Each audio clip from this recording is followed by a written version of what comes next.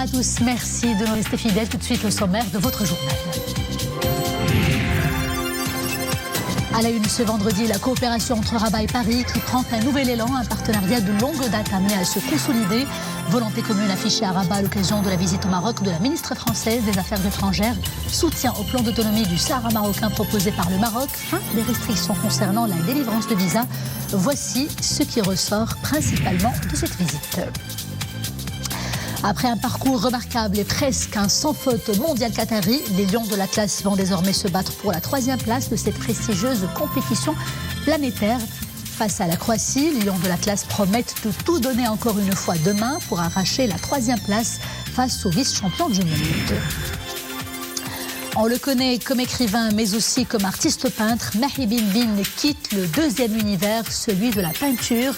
Pour célébrer une carrière prolifique de 30 ans, Mahi Bin gratifie son public d'une ultime exposition baptisée Un pas de deux, une dernière pour prendre la route du renouveau. Bonsoir. Avant de développer ces titres, en exécution des hautes instructions royales, la 18e réunion des ministres de la Défense et des pays membres de l'initiative Défense 5+5 s'est tenue aujourd'hui sous la présidence du Royaume du Maroc à Rabat avec la participation de 9 pays membres de l'initiative, la France, l'Italie, la Libye, Malte, la Mauritanie, le Maroc, le Portugal, l'Espagne et la Tunisie. Il était question de dresser le bilan des activités de coopération réalisées en cette année 2022 et d'arrêter un plan d'action pour l'année 2023. Les chefs des délégations des pays membres de l'initiative se sont réjouis des résultats satisfaisants obtenus en cette année 2022. Ils ont aussi exprimé leur engagement pour la réalisation des activités inscrites au plan d'action 2023. Abdeltaf Loudi, ministre délégué auprès du chef du gouvernement chargé de l'administration de la défense nationale, a salué les efforts consentis pour le développement des mécanismes de coopération régulière et pragmatique dans de nombreux domaines d'intérêt commun. Des domaines comme la surveillance maritime, la sûreté aérienne, la gestion des risques et l'interopérabilité des forces. La rencontre a été aussi l'occasion pour les participants d'échanger sur la situation actuelle des risques qui sévissent dans la région et de réitérer leur volonté commune de relever les défis sécuritaires qui concernent l'espace de la Méditerranée occidentale, notamment le terrorisme, les trafics illicites, l'immigration clandestine et les changements climatiques. Sur ce registre, M. Loudi a mis en avant le rôle du Royaume du Maroc sous le leadership de Sa Majesté le roi Mohammed VI en tant qu'acteur important de stabilité et de paix à travers le déploiement d'une stratégie multidimensionnelle. L'accent a été également mis sur l'importance de poursuivre l'élargissement de la coopération de l'initiative à d'autres domaines d'intérêt commun tels que les forces spéciales, la cybersécurité, les drones, la lutte contre le terrorisme encore une fois. Et puis, à l'issue de leurs travaux, poursuit la même source, le communiqué donc, les chefs de délégation ont approuvé aussi le plan d'action 2023 qui connaîtra un accroissement d'activité de l'ordre de 20% par rapport à cette année 2022 et au terme de la réunion, une déclaration conjointe a été approuvée par les chefs des délégations des pays membres de l'initiative qui rend d'ailleurs hommage aux résultats satisfaisants obtenus sous la présidence marocaine et qui confie à la République du Portugal de continuer l'année prochaine, l'année 2023, l'œuvre de pérennisation de cette coopération au service de la paix et de la sécurité des deux rives de la Méditerranée occidentale. L'Assemblée générale des Nations unies vient d'adopter une résolution réitérant son soutien au processus politique mené sous l'égide exclusive des Nations unies pour le règlement du différend régional autour du Sahara marocain. Il s'agit de la même résolution adoptée par la 4e commission le mois dernier. La résolution appuie ainsi le processus politique basé sur la résolution 19 du Conseil de sécurité depuis 2007 en vue de parvenir à une solution politique juste, durable et mutuellement acceptable à la question du Sahara marocain. Le texte met aussi en avant les efforts déployés dans ce sens et invite toutes les parties à coopérer les unes avec les autres, mais aussi de coopérer pleinement avec le secrétaire général de l'ONU et son envoyé personnel. La résolution, à l'instar des précédentes, ne cite à aucun moment le référendum mort et enterré aussi bien par le secrétaire général de l'ONU que par l'Assemblée générale et le Conseil de sécurité des Nations unies. Plus encore, cette résolution met à nu les mensonges de l'Algérie et de son pantin, le Polisario, en qualifiant la question du Sahara marocain de différend régional entre le Maroc et l'Algérie et aucunement de prétendues questions de décolonisation. En effet, la décolonisation du Sahara marocain a été définitivement scellée par son retour au Maroc suite à la signature de l'accord de Madrid le 14 novembre 1975. L'Assemblée générale de l'ONU se félicite également dans cette résolution plutôt que les partis se soient engagés à continuer de faire preuve de volonté politique et de travailler dans une atmosphère propice au dialogue sur la base des efforts consentis et des faits nouveaux survenus depuis 2006, assurant ainsi l'application des résolutions du Conseil de sécurité depuis l'année 2007.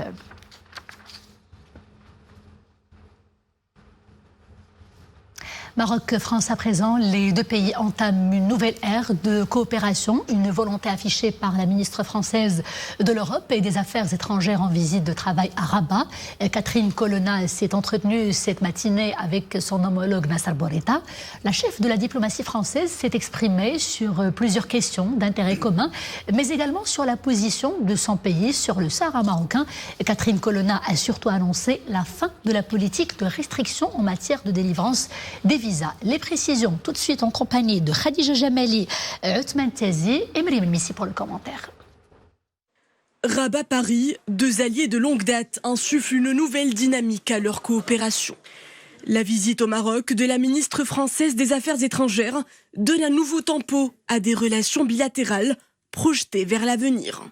Reçue par son homologue marocain Nassar Bourita, Catherine Colonna évoque la position de son pays à l'égard du différend autour du Sahara marocain. C'est une position qui a le double mérite d'être à la fois claire et constante. Nous soutenons le cessez-le-feu, nous soutenons les efforts de l'envoyé personnel du secrétaire général des Nations Unies et nous souhaitons, ça n'est pas nouveau non plus, la reprise des négociations entre les parties en vue d'une solution juste et réaliste. C'est une position dont je peux dire qu'elle est favorable au Maroc.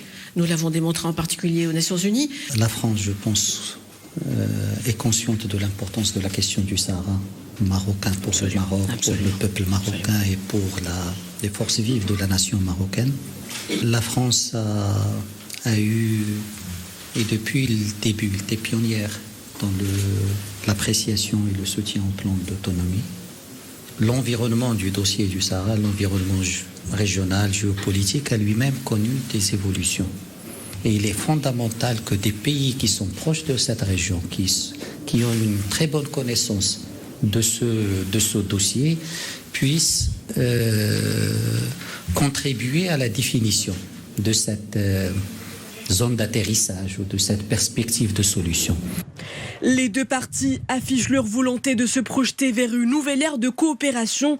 La fin de la politique de restriction en matière de délivrance des visas en est le témoignage du réchauffement des liens entre les deux pays. Sachez que nous avons pris des mesures avec nos partenaires marocains pour la reprise de l'activité consulaire normale.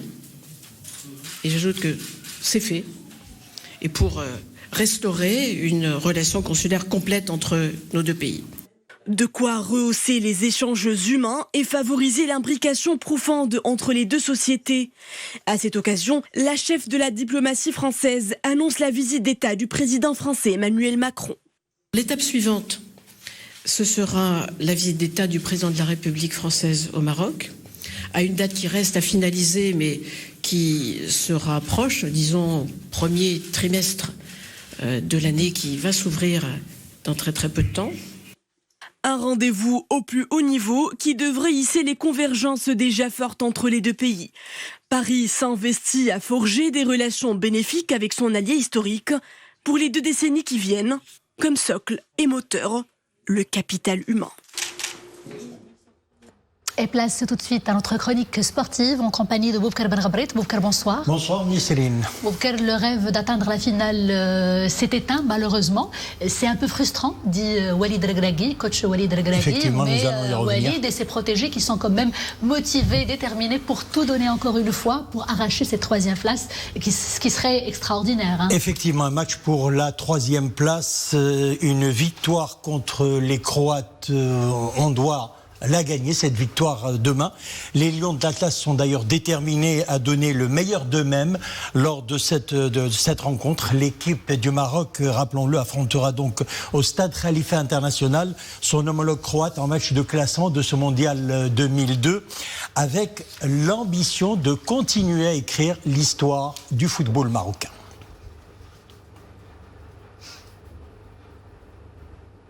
Et puis lors de la conférence de presse d'avant-match, Walid Regragui s'est dit tout de même un petit peu déçu de ne pas arriver à cette finale. Nous l'écoutons. Oui, un peu déçu de ne pas jouer la vraie finale. Mais voilà, il y a un dernier match, il y a une 3e place à aller chercher.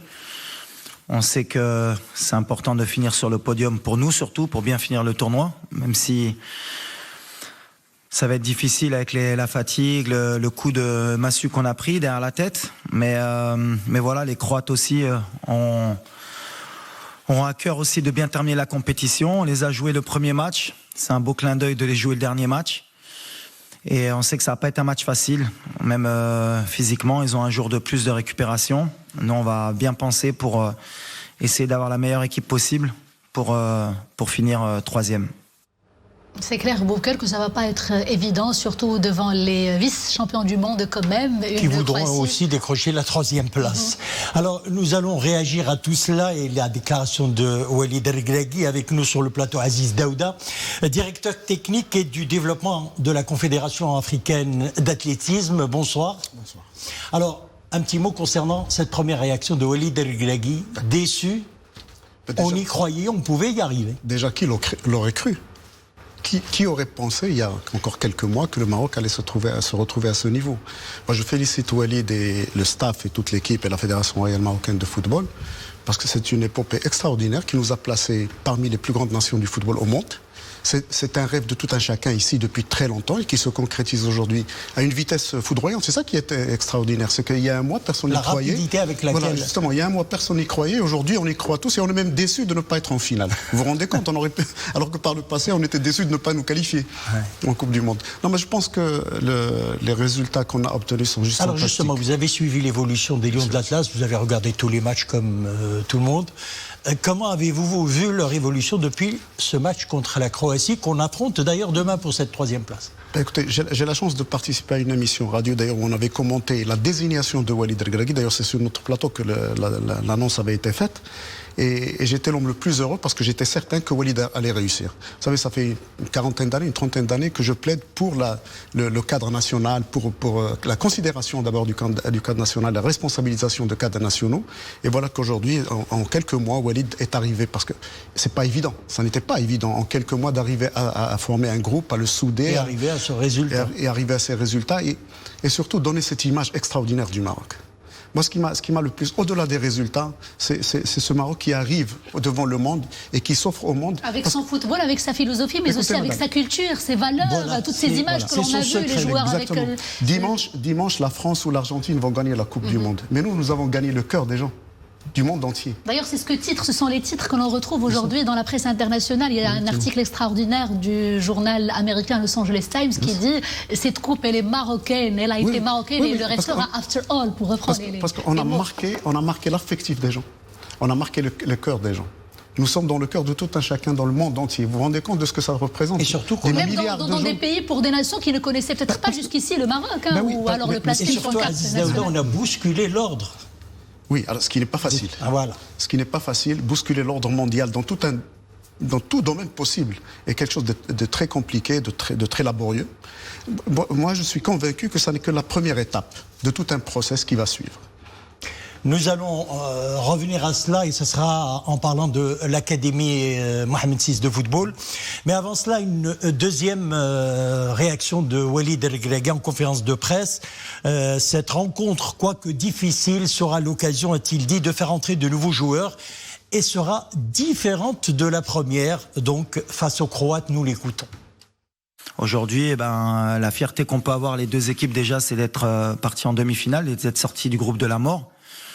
Et je pense que ce sera différent du premier match, où le premier match, les deux équipes, on a beaucoup calculé, il y a eu beaucoup de respect pour prendre au moins un point et avancer dans la compétition. Donc demain, je pense que ce sera plus débridé, il y aura plus d'espace. Je ne sais pas si ce sera le dernier match de Modric en Coupe du Monde, mais connaissant le joueur, et comme c'est un des meilleurs joueurs au monde et que c'est un compétiteur, il va avoir à cœur de bien terminer la compétition. Et quand on a un très grand joueur comme Modric qui a à cœur de terminer la compétition par la meilleure des notes, il faudra se méfier et il faudra les respecter. Monsieur Daouda, quel scénario vous imaginez pour ce match, ce Maroc-Croatie que l'on retrouve, sachant que la Croatie joue un peu le même jeu que nous l'avons vu pendant le premier match, et puis... En fait, ils ne jouent pas le même jeu, c'est nous qui leur avons imposé notre jeu. Exactement, ils se sont inspirés de nous, et il y avait cette prudence de part et d'autre, une prudence que l'on n'a pas vue pendant le match face à l'Argentine qui leur a tendu peut-être un piège, ils ont mordu à l'hameçon, cette possession de ballon qui leur a coûté cher.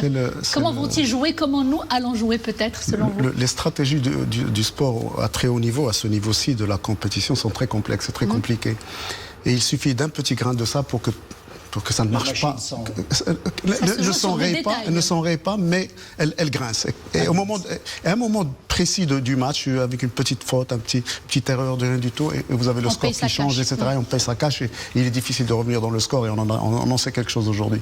Non, je pense que le fait de retrouver la Croatie, c'est une bonne conclusion pour nous. Pour n'importe quel résultat, moi je suis preneur, en toute sincérité. Mais parce que jouer ce genre d'équipe, ça ne nous est pas donné tout le temps. Parce que nous, il ne faut pas oublier que nous jouons les qualifications en Afrique. Ça n'est pas le même niveau de jeu, ni les mêmes stratégies, etc., ni les mêmes niveaux dans la hiérarchie. Parce que l'autre parcours, c'est quoi? On commence par le deuxième de la dernière Coupe du Monde. On passe au deuxième du classement FIFA.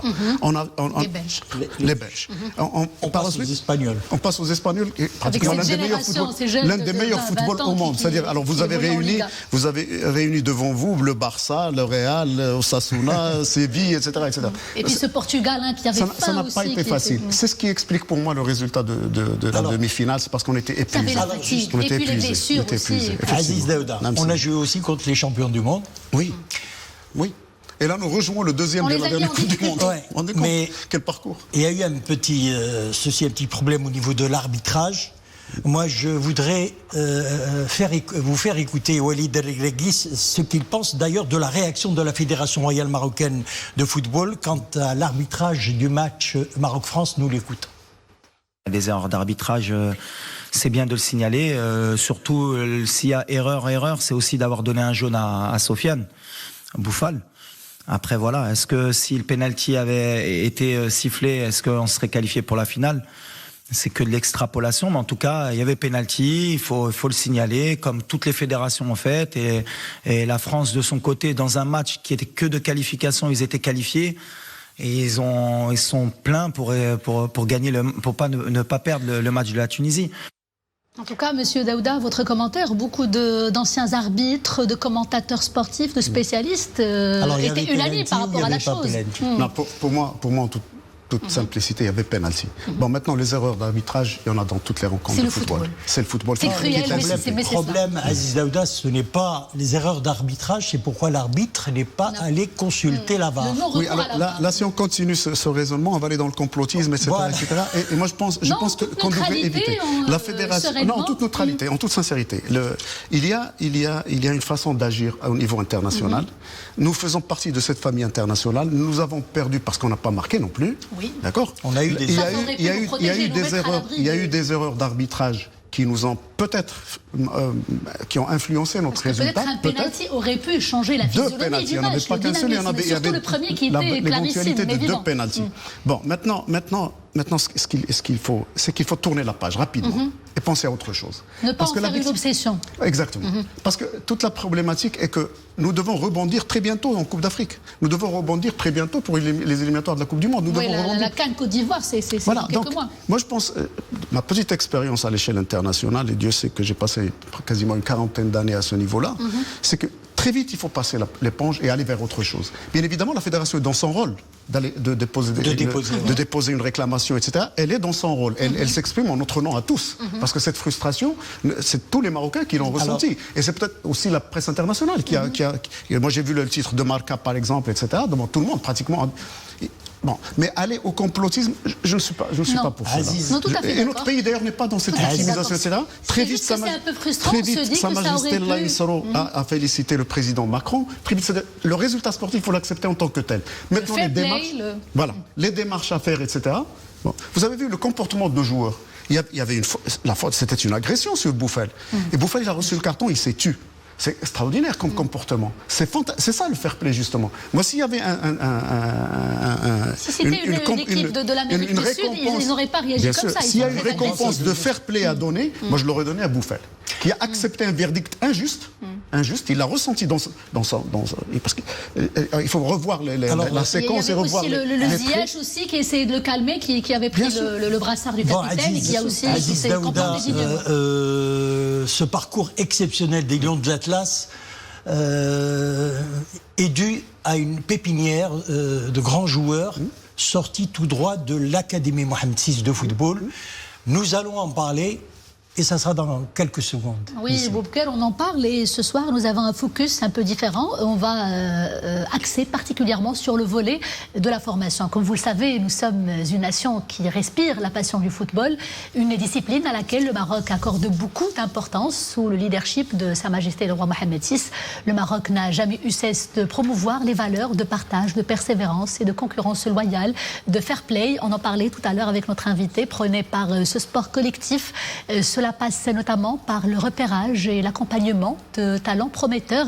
Et c'est la mission qui incombe à l'Académie Mohamed VI de football, dont de grands noms sont sortis, comme Naïf Agred, Azdine Ounahi, Youssef Nseri, Reda Tagnauti, Hamza Mendil, pour ne citer que cela. Et ce soir, nous allons braquer les projecteurs sur le volet consacré à la formation. Hamza Sayeh, Qaïm Belouchi et Oumem Arabi pour les commentaires. 10h du matin au siège de l'Académie Mohamed VI de Rabat. La journée est pluvieuse et le temps gris. Mais pas de quoi décourager ces aficionados du ballon rond. Première escale de notre visite, la salle couverte. C'est là où les échauffements ont lieu. Ces jeunes n'ont pas plus de 12 ans, ils sont à leur premier semestre et déjà leur maîtrise du ballon épate. كما كتشوفوا بان الحصه كدوز surtout على الترافاي تكنيك. Ces enfants sont en première année. Pour les débuts, nous mettons un point d'honneur sur le développement des capacités sur différents plans, mental, tactique, technique et physique. المعظم البروغرام ديال l'entraînement كيكون مركز اساسا على les qualités techniques. Discipline, rigueur et combativité, le triptyque sur lequel mise l'Académie Mohamed VI de football pour une formation aux normes internationales. Ici, l'élite des joueurs éclot. أكاديمية محمد السادس منذ تدشينها من طرف صاحب الجلالة الملك محمد السادس في مارس 2010 كاين بين الأهداف ديالها الأولى وهو Ce projet royal, inauguré en mars 2010 par Sa Majesté le roi Mohamed VI, vise la promotion de la pratique footballistique et son développement à travers l'identification et la formation de talentueux footballeurs. Des jeunes joueurs marocains formés localement pour alimenter les différentes équipes nationales, jeunes et moins jeunes.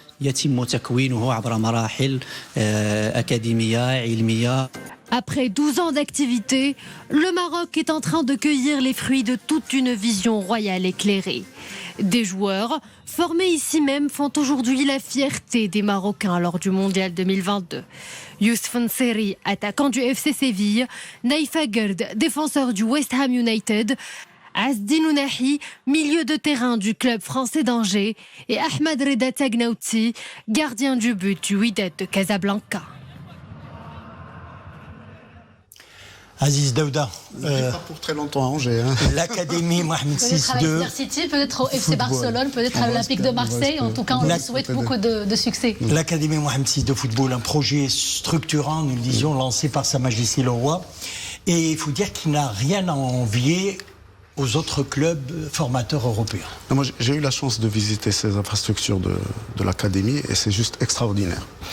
Vous savez, il y a deux façons classiques de former des sportifs. Vous avez le système américain qui ne marche qu'aux États-Unis, qui ne marche nulle part ailleurs, avec des universités puissantes, qui ont beaucoup de moyens, beaucoup de savoir-faire et qui forment des sportifs que les équipes nationales américaines vont récupérer par la suite.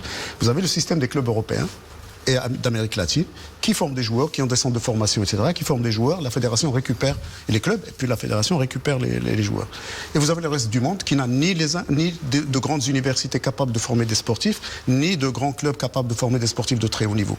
La solution, c'est ce genre d'institution, c'est l'académie. D'ailleurs, c'est ce qui avait donné la quasi-totalité des résultats de l'athlétisme marocain. C'est l'Institut national d'athlétisme. Alors, l'académie, les résultats qu'on vient d'avoir, on n'est qu'au début du processus. Parce qu'il vous faut à peu près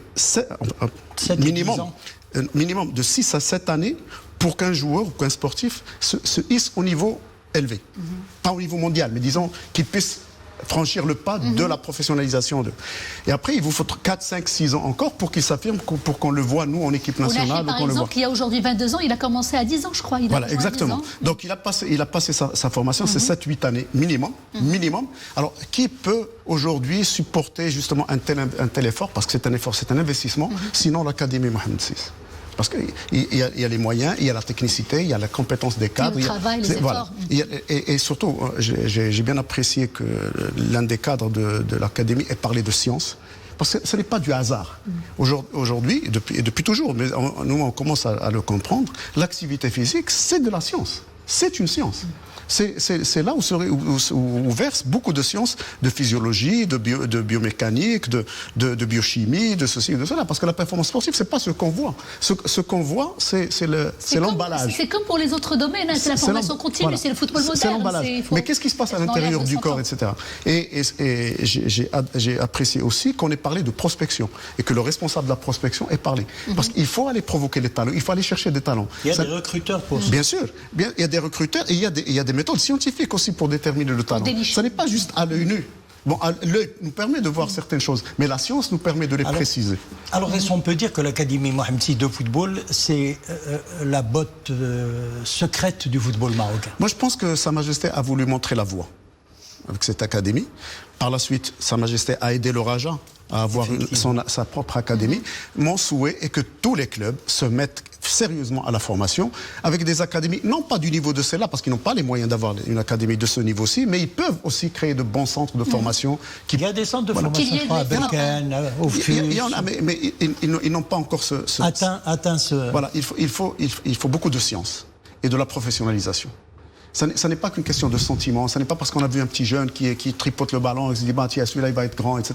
Il faut mettre de la science là-dedans. Et pour cela, il faut qu'on se mette sérieusement à former des cadres pour ces choses-là. Il faut former des physiologistes, il faut former dans tous les métiers du sport.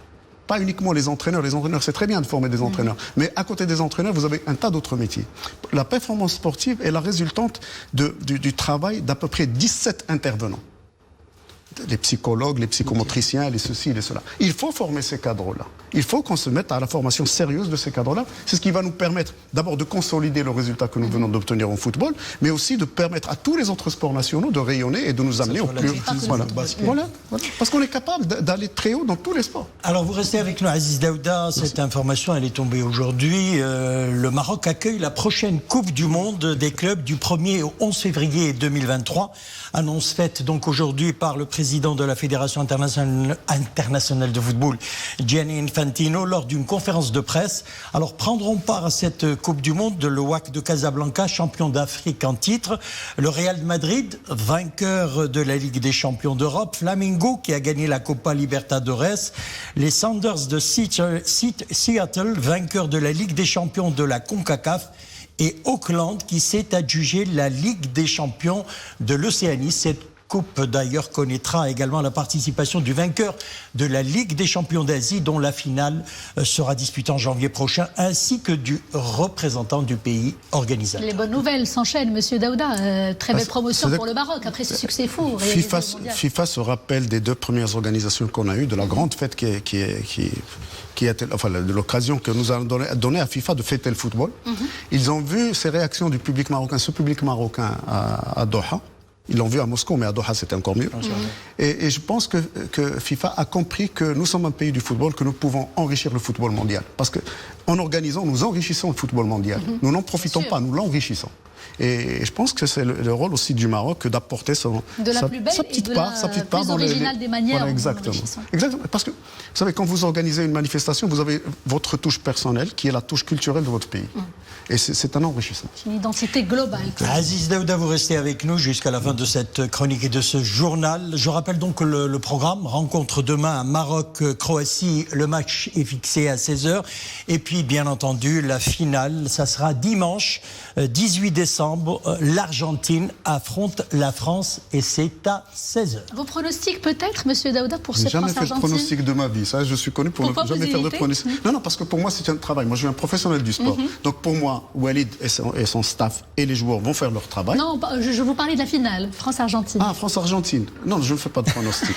moi, je vous ai dit, mon pronostic, c'est que l'une des 2 équipes va gagner, mais que nous avons gagné le cœur des gens, et ça me suffit pour maintenant. Très belle manière de conclure. On passe au top 30. L'homme de cette soirée. Et ça sera après le jingle. Très bien.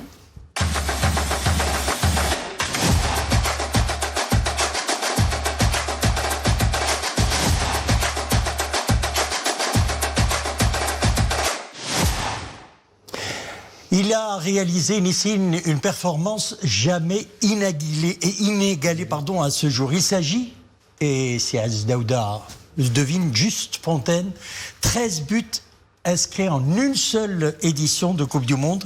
Un record absolu, c'était lors de la Coupe du Monde en Suède en 1958. Malheureusement, Fontaine n'a disputé que cette édition. Mais Fontaine, faut-il le rappeler, est de Marrakech. Il est de chez nous. Il est de chez nous. Ouais. Alors nous avons le mot de la fin, et c'est vous qui allez le commenter. Mais avant cela, on regarde cette image, ou cette photo. Waouh. C'est une photo qui fait le tour des réseaux sociaux, très émouvante. C'est une petite fille qui console son papa. Après, je crois... Je ne vois pas la consolation, je vois un continuum culturel. C'est émouvant, c'est très émouvant. Je ne peux pas commenter. Pour moi, c'est ça le Maroc. On dit que les hommes se cachent pour pleurer. Ce monsieur, il est dans les bras de sa fille. C'est aussi l'amour du football qui passe à une autre génération. C'est une très jeune génération, parce qu'elle doit avoir quoi, une dizaine d'années, cette génération, une dizaine d'années. 10 ans. Donc, imaginez-vous comment elle va être, parce qu'elle a vécu ce moment fort. Comment elle va être cette jeune fille dans 10 ans, dans 15 ans, dans 20 ans, comment elle va être dans sa carrière, comment elle va être... C'est un projet de citoyenne accompli, de citoyenne qui va certainement participer au développement de son pays, au rayonnement de son pays. Et c'est cela qui fait la beauté de ce sport. C'était notre clap de fin de cette rubrique. Je vous remercie, Aziz Daouda. Vous m'avez fait verser des larmes et je vous en remercie. Vous êtes directeur technique et du développement de la Confédération africaine de football. Merci d'avoir répondu à notre invitation. Le football, j'y ai travaillé, mais juste un peu. Mais l'athlétisme, c'est... Merci. D'athlétisme, pardon. En tout cas, vous en parlez très très bien, Monsieur Daouda. Merci beaucoup d'avoir accepté notre invitation. Allez, de la culture, cette fois-ci, à 63 ans, il a décidé de lever le pied. Cela fait 30 ans que Mahi Bin Bin parcourt les expositions et développe une trame artistique qui ne ressemble qu'à lui-même. Pas de deux, c'est le titre de son ultime exposition présentée actuellement à l'Atelier 21 de Casablanca. Une chorégraphie de formes et de couleurs qui donne à voir l'intraduisible et qui raconte surtout les soubresauts de la condition humaine. Ahmed Hamri, Youssef El-Meziani et Dominique Orlando. Il y a de la sérénité et de l'apaisement dans cette exposition annoncée comme la toute dernière de M. Mahi Bin Bin au Maroc. Une quiétude que l'on doit à la longue expérience de l'artiste et à sa maturité acquise au fil des ans, mais pas uniquement. Moi, mon mon travail, je travaille qui est beaucoup sur la condition humaine. Donc j'ai besoin d'humains. J'ai besoin d'humains.